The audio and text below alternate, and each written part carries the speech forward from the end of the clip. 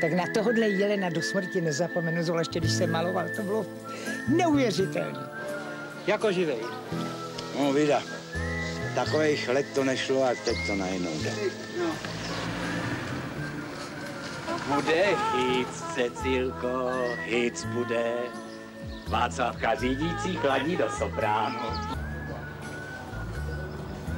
Je to vůbec dneska? No přece jsem se nespletla. No oni jsou tady, já je hledám v hošticích. Helenko, vítej. Na zazděnečku. Ahoj. Lásko moje. To já si ani nezasloužím, takový orchie, máme to úplnou zahrádku.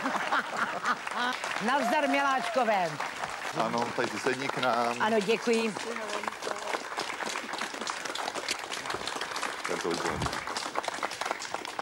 Dobré odpoledne, vážení přátelé. Vítejte v Hošticích u Volyně. Sešli jsme se tady po 20 letech v příležitosti natočení prvního snímku nebo prvního filmu z trilogie Slunce, seno. Bylo to v roce 83 a my jsme 7. září dotočili poslední záběr filmu Slunce, seno, jahody. A sešli jsme se tady, pochopitelně, přijela i Jarka Krečmerová jako Evík z JZD. Vítáme i jeho velebnost Luďka Kopřivu alias Páter Otík nebo farář Otík. Sodoma Gomora. Sodoma Gomora, ano. Veronika Kánská, jako nezdárná dcera Helenky tady. Blažena. Já jí milovala, je nádherná. Ano. A Venca Konopník, Broněk Černý, její nápadník, poznáváte. Tady naproti, prosím, paní Pilátová ve filmu Konopnice. Vedle ní sedí Konopník, Václav Troška. Vedle Růžena Trošková, paní doktorová. A kolem dokola, prosím pěkně, mý přátelé, sousedi, tety, příbuzní, prostě všichni z Hoštic, který ve filmu hráli. Zlatejší, když slunce vyšle do polí, rozpálí zem chladnou jahody, když sládnou jehličím a senem voní okolí. To je léto, co mám rád, když má léto grády, když je správnej hic. Holky nás mají rády, my je o to víc. Troška něžný lásky nikdy neškodí, v trávě ani v jahodí. Když má léto grády, zem je blažená, vzhůru kamarádi k holkám do sena. Krásnej vzlet je rázem na ten boží svět, zemský ráj to na pohled. Slunce zář, když mrakům karty zamíchá, ležím vedle tebe pod blankitným nebem, dotýkám se tě a štěstím nedýchám. To je léto, co mám rád, když má léto grády, když je správnej hic. Holky nás mají rády, my je o to víc. Troška něžný lásky nikdy neškodí, v trávě ani v jahodí. Když má léto grády, zem je blažená, vzhůru kamarádi k holkám do sena. Krásnej vzlet je rázem na ten boží svět, zemský ráj to na pohled. A proto, když má léto grády, zem je blažená, vzhůru kamarádi k holkám do sena. Na zázračný mládí můžeme si hrát, to je léto, co mám rád.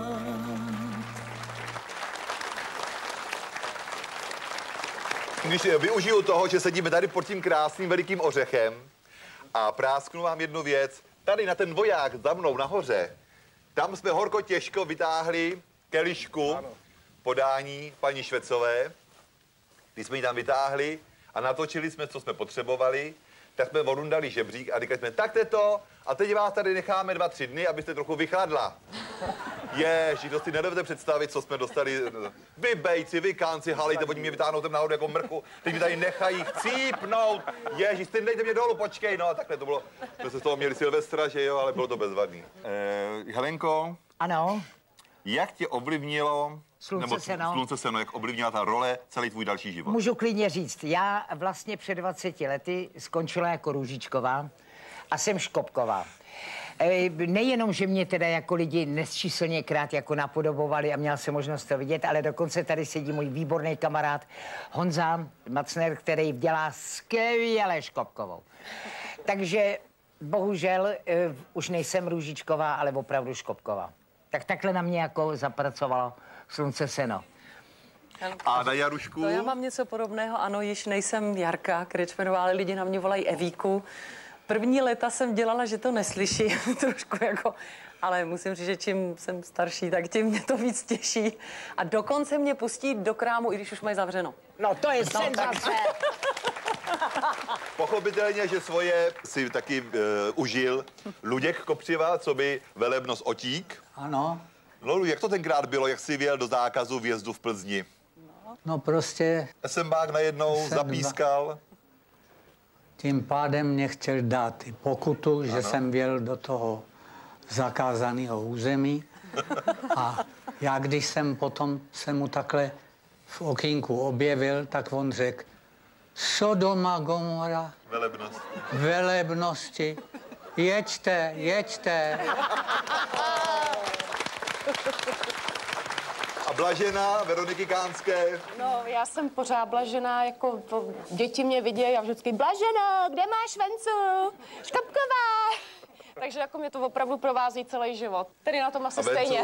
Žádná originalita to nebude, protože samozřejmě to, co říká Veronika, tak u mě je to ve opačném gardu, takže samozřejmě Venco, kde máš Blaženu, to je taková nejoblíbenější, prostě nejoblíbenější pokřik hlavně dětí, že jo. No, kamarádi mě mají zásadně v telefonu uloženýho jako konopníka, nebo Vencu. Nesčíslněkrát se mi stalo, že mi nějaká dobrá duše poslala vyzváněcí melodii na telefon, kde je samozřejmě tenhle motiv, takže Venca na do smrti. Když je Václava, tak ti posílám SMSky. Ano, a samozřejmě mám 2 svátky. Mnoho lidí se mě kolikrát ptá, jak jsem docílil toho, že ty starý babky, které v tom filmu hráli, utíkali takovým fofrem po té vsi.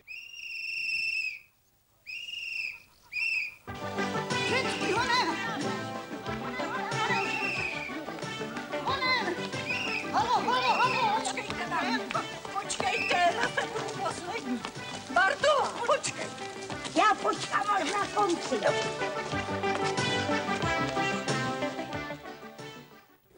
Vždycky, když Cecilka zapískala na píšťalu, letělo BBC Hoštický nahoru na faru.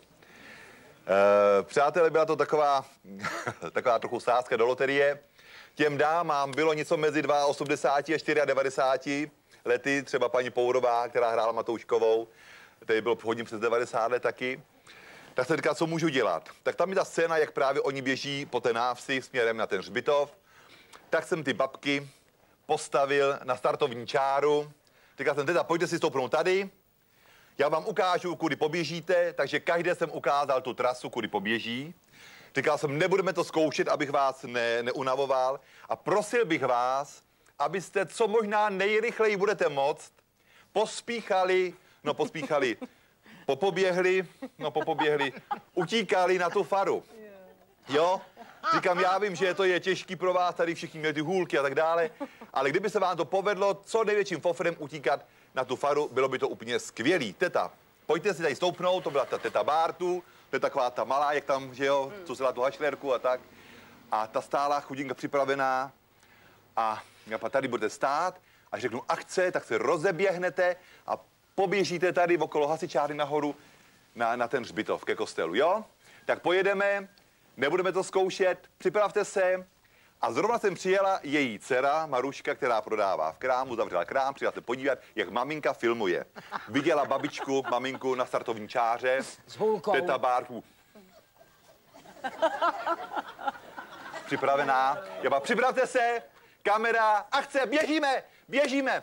Babky se rozběhly, pilášily a ta Mařenka koukala na tu maminku, dělala. Teď viděla, jak maminka, teta Bártu, běhla na ten hřbitov, odhodila tu hůl a mazala nahoru okolo márnice ke kostelu.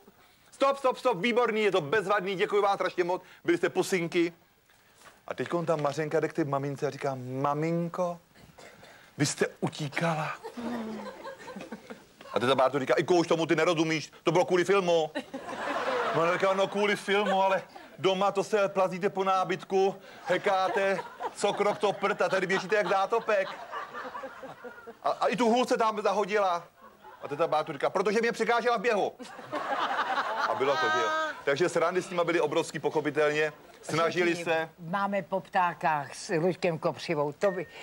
Ten Zdeněk měl trpělivost, to nemá vůbec obdoby, ale to musíš ty. To byla taky ta scéna, kdy právě se hádá tady Konopnice se Škopkovou přes tu hradbu a ve otevřených vratech stojí farář Otík a okolo sebe má ty zbožné ženy, to BBC. A na kraji takhle stojí teta Bártu, ta, o které byla i řeč. A právě vychází Standa Tříska jako škopek ze dveří a jde zavírat vrata.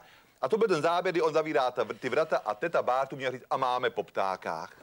Tak jenom, abyste si udělali představu, jak se to točilo. Já říkám, teta, budete se dívat na mě, až tady jde pan Tříska, bude zavírat ty vrata, tak řeknete, a máme po ptákách. Ano, připravte se, jedem. Na zkoušet, tak se rozsvítily světla, reflektory. A teta Bártu udělala. Už mám jako jo, už teď to mám říct, jo, já, nic neříkejte, teta. Řeknu, akce mávnová, takhle, a vy to řeknete. Rozsvítily se reflektory, kamera, klap, to ještě byly problémy s klapkou, protože to nebudu zdržovat. A jak se rozsvítily ty reflektory na tu tetu, tak teta udělala. Říká, teta, no. Stop, co to je? No, se nemůžu hejbat přece, ne? Proč by to nehybala? No, abych nebyla rozmazaná. Jak rozmazaná? No, vždycky, když mě náš táta fotil, tak říkal, nehejbej se, mámo, ať nejsi rozmazaná. Říkal, no jo, to bylo před 100 lety, teta, to je do televize, to není na fotku.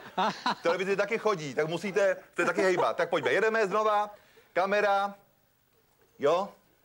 Teta, ježišmarja, co jsem to měla říct, já už to nevím, jsem zapomněl. Teta, a máme po ptákách, jo? Tak, připravte se, kamera, já řeknu akce, a vy řeknete, a máme po ptákách. Kamera, akce, teta. Akce máme po ptákách. Stop. Teta, to akce, to říkám já. To je pokyn pro vás. Víte co, já nebudu říkat akce, já budu říkat teta teď, jo? Tak připravte se, kamera, klap. Teta teď, no. A vím zas hovno.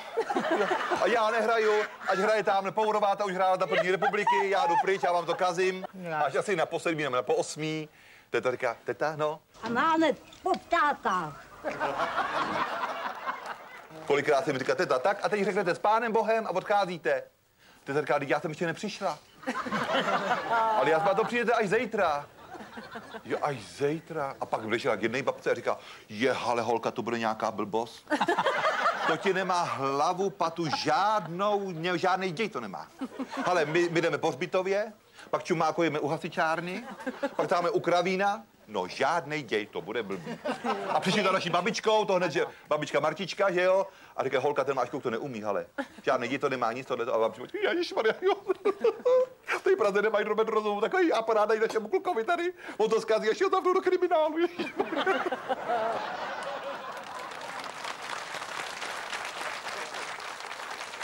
Mě se třeba hodně lidí ptá, jak jsem se vlastně k tomu filmu dostala. No to bylo strašně jednoduchý, protože já jsem šla na konkurs, ale na film Bota jménem Melichar. To Zdeněk Troška točil asi ještě tak před 2 rokama před Slunce, seno, jahody. A šla jsem tam vlastně se spolužačkama a každá z nás jsme měla něco předvíst. Spolužačka třeba jedna měla být hlasatelka, druhá měla být servírka. No a já jsem vyfásla úplně tu nejlepší záležitost. Já jsem měla předvíst prostitutku z Václavského náměstí. Tak jsem nejdřív teda vykulila oči, no ale pak jsem se tam rozjela. No a Zdeněk teda trošku jako z toho byl vyvalený, no ale vlastně asi se mu to docela líbilo, protože pak už se mě vlastně schoval do toho, pro tu roli, do toho Slunce, seno, jahody. A ty jsi to měl... Já jsem u filmu v podstatě omylem, jako tomu věřte, protože... Dej se maso. Papej, je to výborný. Krásně došlo k omylu, protože můj kamarád povídá, víš co, půjdeme zítra na konkurs. Jenže si to jako spletl slovo konkurs a kompars a povídá a dávají za to kilo, 100. Já říkám, no proč ne, nakonec, i když druhý den jsem na to dávno už zapomněla. A došlo k tomu, že přišli pro mě a jedeme hodně rychle. No, 100 jsme dostali, to je pravda. Jenže pokuty, protože jsme vyjeli do zákazu vjezdu. A tím to všechno začalo. A najednou na tom konkurzu stojí nějaký pán, takový fousatý mladý kluk v kraťasech a ani se nepředstavoval v podstatě. A já jsem se až potom, když všechno bylo úplně hotový, jo, aniž bych měl nějaký ambice stát se hercem nebo tohleto, hrát si ve filmu, tak jsem se dověděl až na kamerových zkouškách, prosím pěkně, že to je režisér. Já měl za to celou tu dobu, že mluvím s nějakým 15. asistentem, 16. podasistenta a najednou bum a on to je režisér Troška. A teď vám něco řeknu, co vás možná zarazí. Petra Pišová, Miluna ve filmu, tak té bylo 15 let, ta končila 9. třídu. Veronika Kánská, té bylo 16 let a končila první ročník na gymnáziu. To všichni jako říkají, to není možný, když oni ty dívky, ano, ano. Nejsem žádný troškař, když už někoho posadím, tak se všim všude, že jo? I ty dívenky, že jo, velebnosti. Tak. A musím prozradit... Velebnosti říkala Sodoma Gomora. Ano. Ale musím prozradit, že se líbili i hlavnímu představiteli Broňkovi, Černému, Vencovi. No a takže pokud můžu to prozradit, já nevím, jestli se na mě bude Veronika nebo Petra zlobit. Myslím, že tam byli i nějaký takový techtle, mechtle nevím, ale techtle možná. Techtle určitě. Napravo i nalevo, tak to musíte přiznat sami. Mechle jsme hlídali, ano. Mechle jsme hlídali a mechle nedošli. No. Ale techle byli. Když to řekla To Škopková, víš tak... udávat, ne, ale hlásit to musím, to víš, já to měla přehled. Nebo jak se říká tady, říkají to ženský v kravíně, tak je to pravda. No samozřejmě. Konec konců, v podstatě do dneška to pokračuje, dneska je to 20 let, kdy jsme dotočili. A Veroniko, řekni, co se nám stalo dneska. No, dneska to bylo úplně výborný, protože ono už jako za těch 20 let spousta lidí se ptá, jako, hele, vy jste fakt spolu něco měli, že jo, to bylo vidět na tom filmu. No a my dneska, ještě než jsme tady začali natáčet, tak jsme chodili po Hošticích, dívali jsme se na ty naše známé místa a tak dále. A přišli jsme k hřbitovu a tam byla nějaká paní, dopovíš to, ne, ty rešíst, a ta paní povídá, jako dovolíte, můžu se na něco zeptat a my, no jasně, jako proč ne? Tak ona je to fakt, že vy v civilu, že jo, spolu takhle. No počkej, to snad vypadá, jako kdyby to nemělo být nějaký terno. Berušky, tady jsem upech buchtičky. Jsou výborný, báječní. Drobátko se mě přichytli, ale budou vám určitě chutnat. No já nevím, já bych byla tlustá. Ale prosím tě. Ale Gábinko, nech toho. Dítě to vyhnaný jenom práškama. Hezky papkej. Podívej se tady, Wendy z Jaroš. Ty je slupnou na posezení. Dostávám mnoho otázek také, co se týká ohledně role doktora Káji Kroupy. Přiznám se, že kdysi dávno, ještě za staré době, jak jste to vlastně točili. Říkali tomu totalita. Na totality, ano. To ještě když peníze platili. Tak. Byl v Praze podle helsinských dohod o právu člověka, a to já nevím, co všechno, otevřen jako oficiálně jediný podnik pro homosexuály a pro lesbičky, bylo to u Petra Voka na Smíchově. A tam chodila celá řada známých osobností se pobavit, protože tam byla vždycky obrovská legrace. My chodili spolu. Tak, a já jsem jednoho krásného dne šel po ulici, potkal jsem takovou klupu lidí v čele s Helenou Růžičkovou, který táhli do hampejzu, jak jsme říkali. Pojď prý s náma, bude sranda. Tak jsem tam šel a obsluhoval tam číšník Pepa, který se pochopitelně už s Helenkou a s těmi ostatními velice dobře znal a říká, teď mě pozoroval a říká, režisér a živej, holky, pomoc. A tak jsme se seznámili a já jsem říkal, on mi říká, pane režisére, já vám něco řeknu. Viděl jsem Slunce, seno, jahody, moc se mi to líbilo, ale mohlo to být ještě hezčí, kdybych tam hrál já. Ano. A já jsem říkal, no, pane Pepíčku, co není, může být. Třeba v dalším filmu si vás obsadím, Mrka doznáme, Kiri Piri naší tyry, Peťa hodil copem a odešel. Po 5 letech, když jsme točili v roce 88 Slunce, seno a pár facek a já jsem dělal obsazení rolí, tak jsem si do role doktora Káji Kroupy obsadil Oldu Kaisera. Oldu Kaisera a náhoda tomu chtěla, že jsem potkal zase skupinu známých lidí, kteří šli k Petru Vokovi, pojď prý s námi. Já říkám, já nemůžu. Ty hele, A ještě tam pracuje takovej ten číšník srandovní. Pepa se myslím, no je, já pak takovou potravu, to je ode mě. Pepina, ta je tam furt. No, přesně. Tak jsem šel domů a říkal jsem si, já jsem mu slíbil nějakou roličku, co by tam mohl hrát. Vždyť on by mohl hrát toho doktora Káju. Tak jsem vzal scénář, napsal jsem tam doktor Kája Kroupa, Josef Stárek a nesl jsem to Pepíčkovi do toho podniku. Byl druhý den, odpoledne 5 hodin, já tam zazvonil, tam ještě nikdo nebyl pomalu. Otevřel mě nějaký pán, já říkal, prosím vás, já jdu za panem Stárkem, je tady. On říkal, samozřejmě, je na šatně. Tak jsem přišel na šatnu, Pepíček tam byl, říkal, holky, Rejža, pomoc. To se omdléval, že jo. Já pak, Pepičku, já jdu za váma. On říkal, no, toto trvalo, ty jeden. To se tak hodil copem, že jo. Já jdu za váma pracovně. Já jsem vám slíbil, že vás obsadím do filmu. Vy jste říkal, že kdybych vás obsadil do Slunce seno, mohlo to být hezčí, já vás beru za slovo. Tady máte roli, protože budeme v létě natáčet pokračování Slunce seno a pár facek. A on se na mě tak podíval a říká, a dál?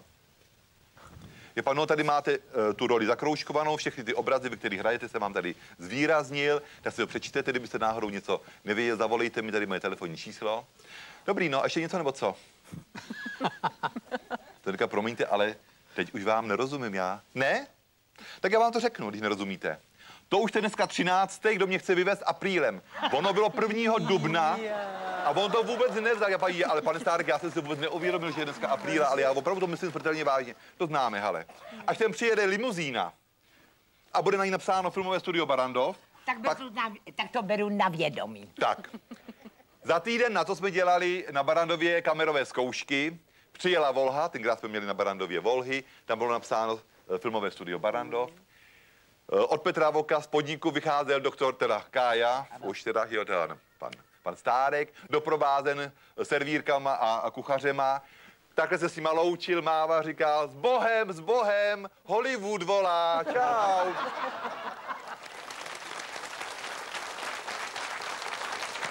It's a kind of magic, a kind of magic.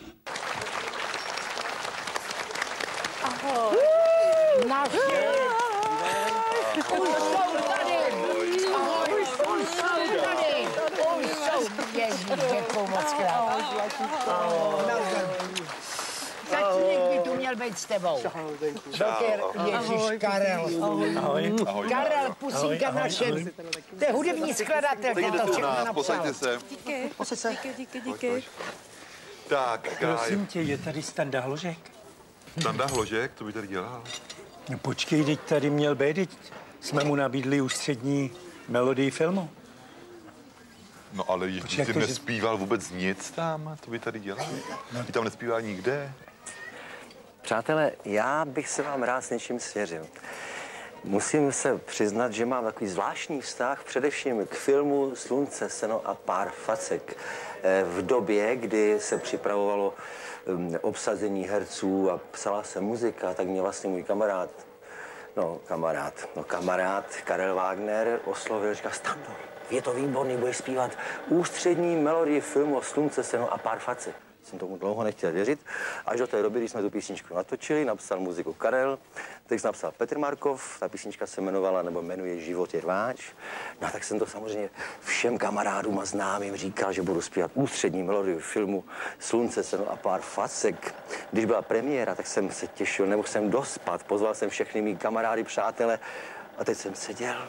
No a pořád nic, půlka filmu nic. A jsem říkal, páni, že by to bylo až v titulkách třeba. No a najednou jsem zaslechl, to byl nějaký záběr, tam byl v té místnosti dráťák, rozhlas po drátě a tam byl jenom podkres, kousek mé písně, na kterou jsem všechny zval, ke které jsem se hlásil a to bylo všechno. Takže jsem se pak styděl a pak jsem se s Karlem asi 14 dnů nebavil a on mi to vysvětloval, že to není možný, že to bude možná nějaký jiný film. Tak teda Kája, jak to bylo? Tak já nevím, tak jestli jsem za to mohl já, tak by si to dneska mohl napravit a mohl by si Standovi povolit, aby si tady v Ošticích zaspíval, jinak s ním nevydržím. Já jsem pro! Ano, já jsem pro! ano. Já jsem pro! Zpívat!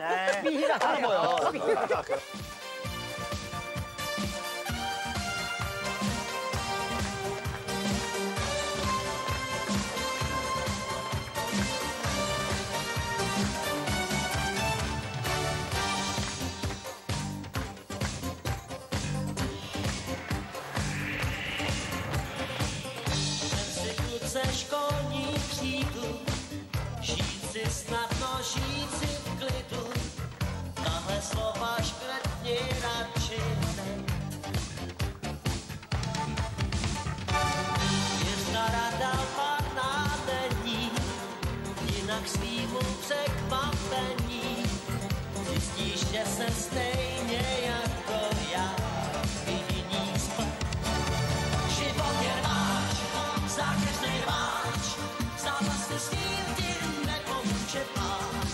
Je matý lhát a hrdby tvé, musíš se umět sakra ohánět. Život je rváč, za každý rváč, postačí s ním si věčnej zelenáč.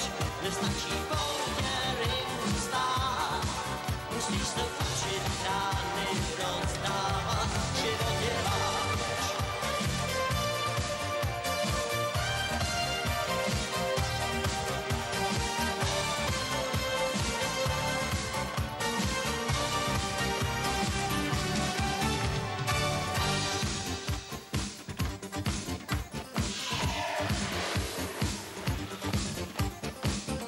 Nejsme špatná generace, nebude se školní vracet, i když spousta prav byl pouhej kec. Ideály nejsou pratla, se to pohled do srdca tla, setřít krev a setřít špiky, říct si spát klec. Život je rváč, za každej rváč, zápasy s ním ti nepomůže pláč. Je hlavní lhát a hrby řvét, musíš se umět sakra ohánět. Život je rváč, za každej rváč, postačí s ním si věčnej zelenáč. Nestačí poutě ringu stát, musíš se učit rány rozdávat. Život je rváč.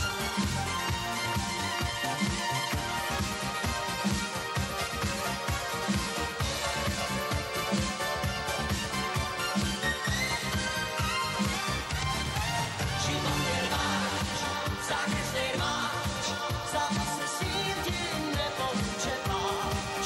Je hlavní lhát a hrby řvét, musíš se umět sakra ohánět. Život je rváč, za každý rváč, postačí s ním si věčnej zelenáč. Nestačí poutě ringu stát, musíš se učit rány rozdávat. Život je rváč, za každý rváč, zápasy s ním ti nepomůže pláč. Je hlavní lhát a hrby řvét.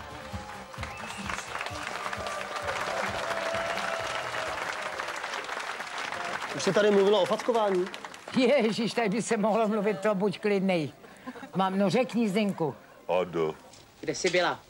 No za Vencou přece. Tak znáš jí? No jasně, to je... Znáš. Člověk se s tím pipá, kouká, by měli co do huby a on je bude likvidovat barvičkama, jedněma, zelenejma, otravnejma.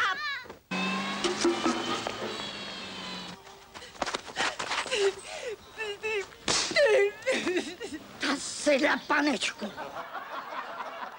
Já si myslím, že taková likvidační dívenka, opravdu taková fackovací, profesionálka, byla tady Jaruška. Jaruško, přiznejte, jak to bylo s tím Lábusíným. To není pravda. Nepovídej, my to známe z filmu. Ne, já vím, že tam někde ho mám udeřit, že jsem se teda hrozně bránila, protože mi bylo hloupé tedy mlátit takového drahého kolegu z divadla. Ano. Ale vím, že jsem mu dala takovou jenom malou a že pan zvukař právě potom při tom playbacku to teda... Je Jarunka kecá, Jarunka, no, ne, to není pravda. Já vám, přátelé, řeknu, jak to bylo. Jarka zahodí kropáček v okně, vyběhne za Jirkou Lábusem, od kterého odjela tady právě inženýrka Tejfarová a udělá ty plesk. No. A teďko Jarka říká, a to opravdu ho musím udeřit a pan musíš. Teďko přijde k tomu Bondejnarovi, teda k tomu Lábusovi a říká, Jiříčku, prosím tě, nezlob se, já tě budu muset udeřit, to je hrozný. Ten troška chce, aby to byla opravdu facka. A Jirka Lábus říká, čet jsem scénář, čet. Podepsal jsem smlouvu, podepsal. Vím, do čeho jdu, vím. Tudíž Krčmerová bejí. A teda Jarka vyběhla na ostrý záběr a opravdu mu tu facku ubalila. Já jsem řekl stop a Jaruška se vrhla na toho Jirku. Ježičko, prosím tě, odpust mi to. Tak já bych jenom chtěla říct, že vy jako diváci ve filmu vidíte pouze scénu fackovací 8 až 10 minut, já nevím kolik, nebo 6. A my to točili týden jsme se mlátili. A tady byli pozvané jako komparz, taky strakoničáci.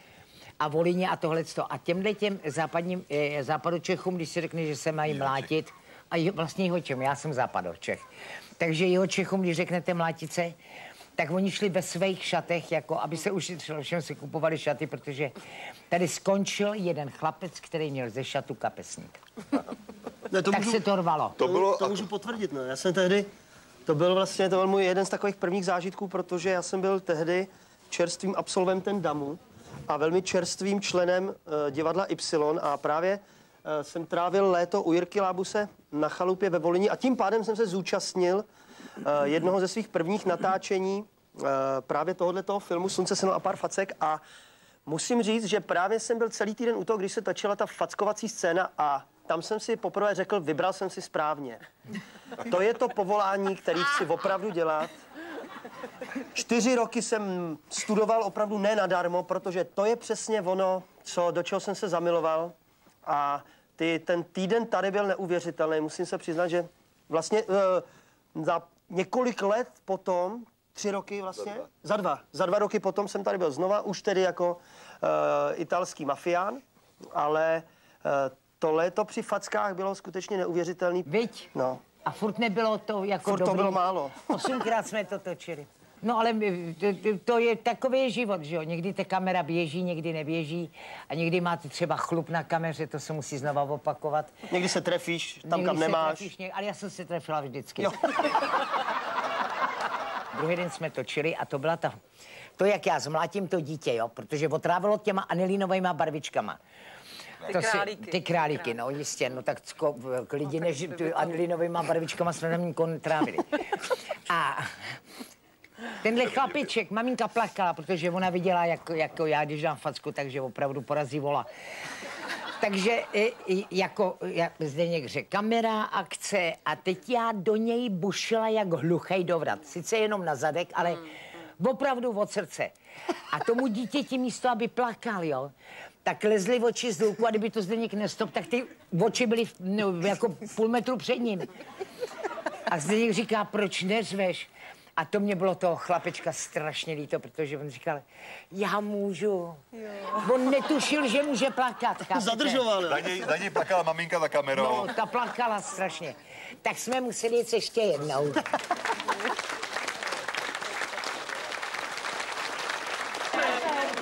Prosím vás, vy s tím naděláte. Ráno se tady slíkal kde kdo a nikomu to nevadilo. To jsme si nerozuměli teda, tak ne. Gabrino, Popola, se! Když to okamžitě nenecháš, tak se s tebou rozvedu. Vidíte ho, Kaňoura nás vyslíkal a svou si nenechá. Je to první, a ten zvykne záno. Co jste se zbláznili, že jste zbláznili? Lidičky, pomoc! Lidi, jau, Matuško! Všichni jste se zbláznili, nebo co?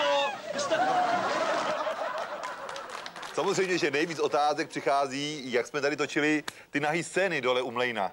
Jak se ty lidi slíkali, jak jsme to dělali tenkrát, ještě v podstatě se, můžeme říct, na konci totality. No, bylo to jednoduchý, já si to pamatuju, kdyby to včera bylo. Natáčeli jsme jiné scény a já jsem říkal, tak přátelé, a teď bych potřeboval takové odvážné duše, který by se nám tady prošli před kamerou nahý. Tam bylo ticho, jak v kostele. Všichni tak seděli, stáli teda a koukali je také po druhým. A nikdo nic. A dostanete za to 500, když přejdete kolem, tak dostanete 500. A teďko, tam vám byl takový pán, takový udělaný, dělal kulturistiku, bylo vidět a ta jeho říká, dělej, Pepos, tak se slíkni. A to se nebudu slíkat nahatej. To víš, že jo, doma furt předatelem takhle, tak to teďko můžeš prodat. No ale nedýchám doma nahatej. Tak se hádali a pak ta paní udělala, šla ke mně, sundala si tu podprsenku, ty kalhotky, říká, pane Richtere, dobrý takhle, co, jo? To byla skvělý, milostivá paní, skvělý. No a hned přišel ten její Pepa, ten se taky slík, protože věděl, že by doma potom večer dostal přes držku, že jo, od manželky. Takže tam stáli, no a teď se prošli a dostali každý tu 500, ale tenkrát 500 jako taková nebyla, byly 100 koruny, takže ten náš podkladník udělal 1, 2, 3, 4, 5, 1, 2, 3, 4, 5. A už to jelo, že jo? Už to bylo další. No a pak jako to museli říct stop, protože za chvilku jsme neměli peníze na Ale já to jenom ještě dotáhnu tak, že nastala situace, že moje babička Valerie Kaplanová, která vlastně i z postelí vážila 20 kilo, že jo. Teď ona taky do té doby, než jí Zdeněk jako obsadil tady u nás ve filmu, tak hrála Cimrmana, mrtvýho ležícího, všechny ty umírající, ty, co padaly do těchto... Kladivo na čarodejnice, že jo, no prostě mrtvola pochodující. A teď si představte, jak viděla ty nahatý, jak chodí a tak mu to strhlo. A teď ona se začala slíkat a ty vylizaly ty kosti a vlastně ty prsa nikdo s nima neběžel, jo, ale rozumíte, to prostě bylo něco neuvěřitelného. A teď, jak ona se slíkala, já jí oblíkala, protože jsem říkám, no tak babi, no tak, ne, mami, prosím vás, ne, a teď ona se mnou rvala. Tak to byl důsledek těch 500, který by ona ale bývala nedostala, protože byla herečka. Tam byla ještě tam byla taková holčička, asi 12 let, taková naducená, taková barokní, koukala jako ty dít, tam všechno. Maminka byla něco podobného, tam takhle stál kus dál.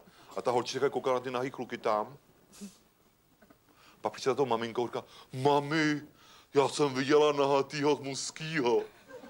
A maminka říká, tak vidíš, Jarunko, a máš to za sebou. Já vlastně jenom tím, jak jsem byla silná, tak jsem nebyla Jirkovi nevěrná. Protože když si dejme tomu dohod nějaký rande, začíná to v parku, že jo, ten kluk sedí vedle tebe, začne od kolen. No a teď se dostali jako k té první pneumatice, jo. No a já říkám, bejš. Tak šel na druhou pneumatiku.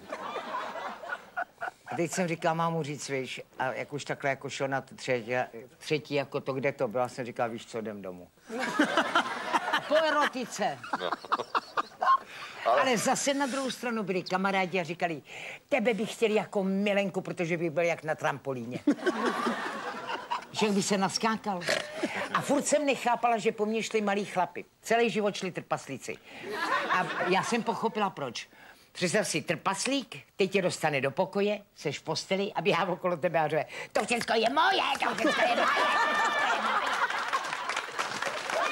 Ale tady Karel má taky krásnou historku, víš, natáčení tady. Já jsem jednou přišel do hospody, tam, kam jsem tam jezdím na dovolenou, a tam zkoušeli tu scénu, chlapi byli teda namazaný všichni a zkoušeli s takovým dynamem takovou tu scénu, jak se popálil ten farář otík o ten drát, jo.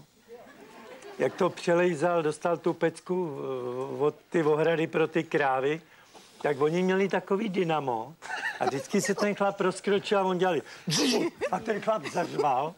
A doopravdy to zkoušeli, pořád to napětí zvyšovali a tam byli 2metrový chlapi, který potom už se úplně zhroutili. A vyhrál to takový malej pinďor. A já jsem potom k němu přišel, protože on vyhrál asi 2 flašky Vizové a říkal jsem, hele, nestalo se ti nic? A on říkal, já už jsem klidný, já mám 6 dětí jako ty.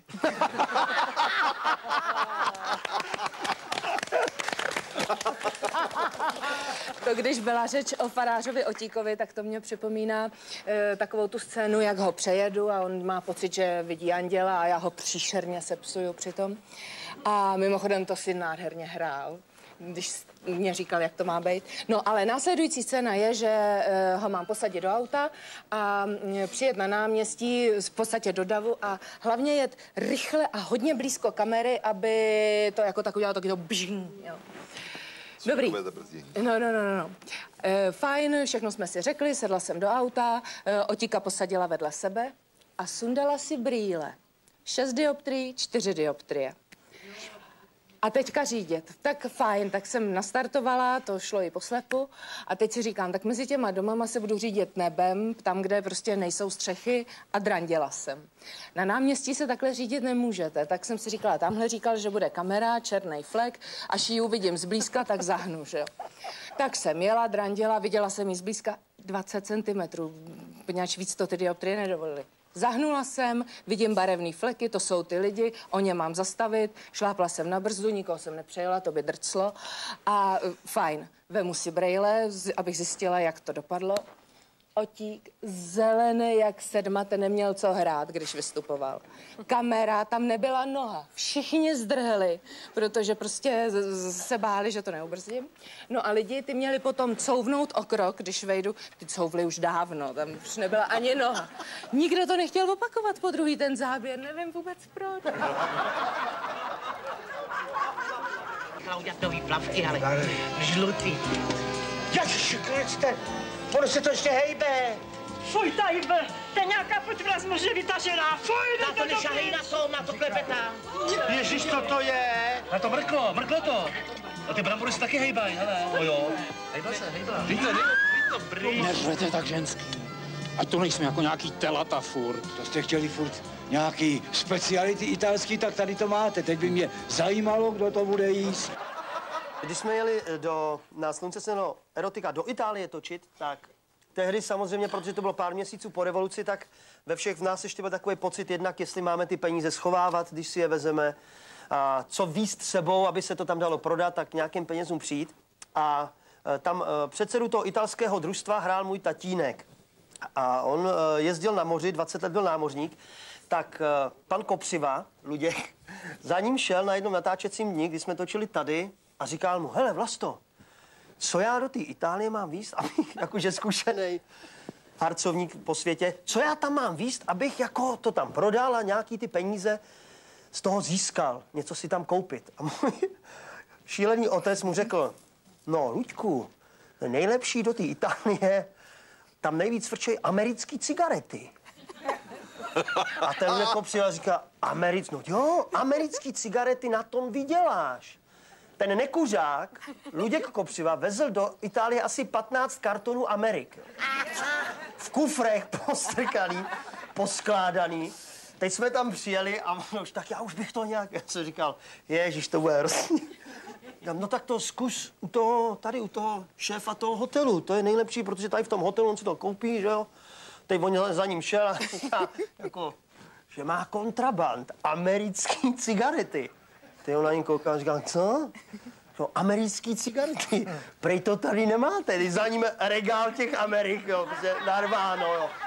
Teď ten nebohý Kopřiva v kufru 15 kartonů, pak za mnou říká, šel a říká, čoče, ten tvůj foto, a říká, já s tím nemám co společného, to jste si domluvili my, no nakonec kouřil Ameriky celý štáb a zadarmo, no.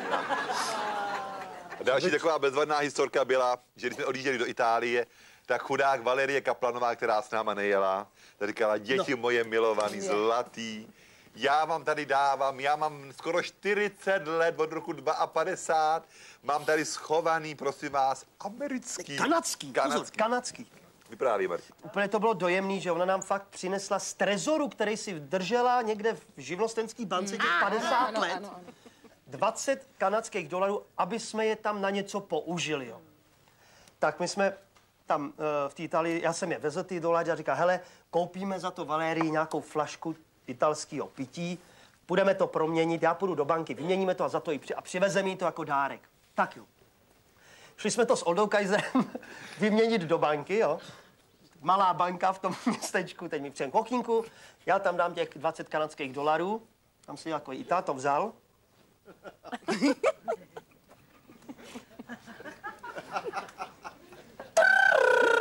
Tyjo, mříže, teď my jsme koukali, co se děje, za chvíli karabiniéry.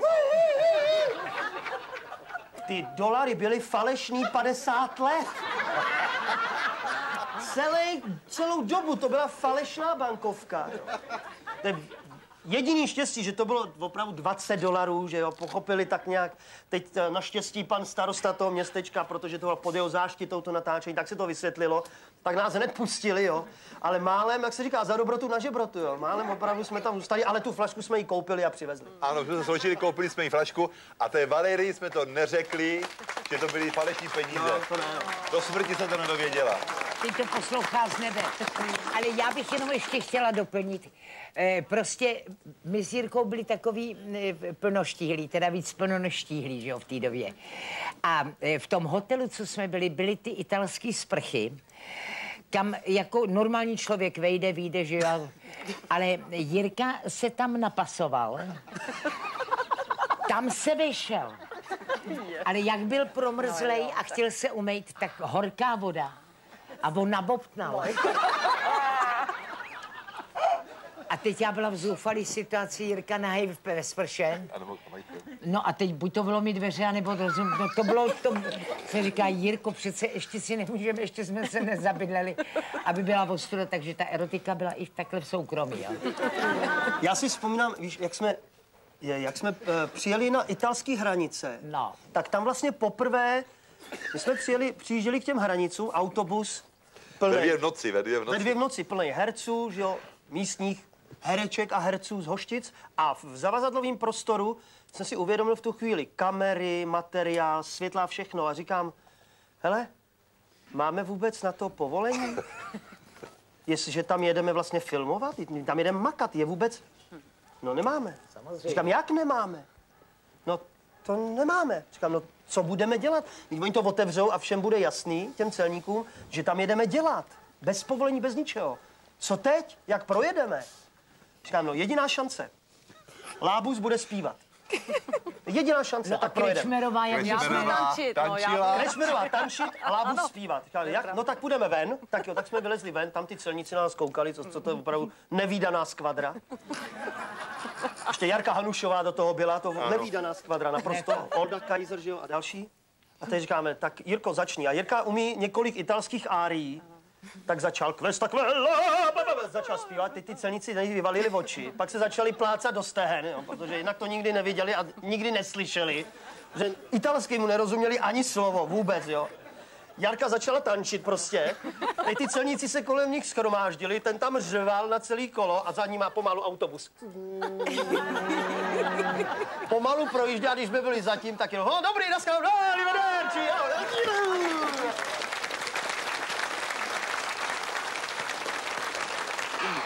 Všechno bude.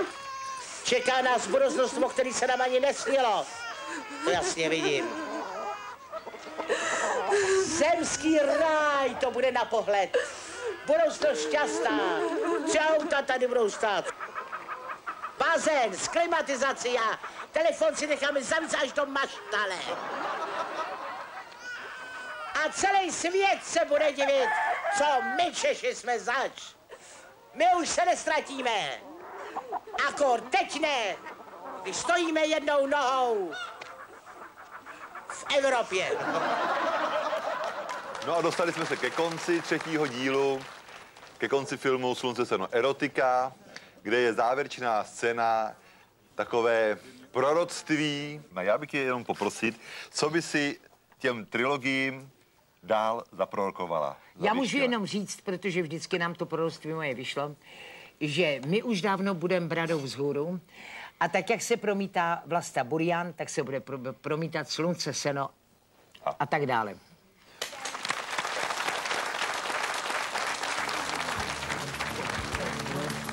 Už jsou to léta, řekli jsme s Bohem a slehla se zem.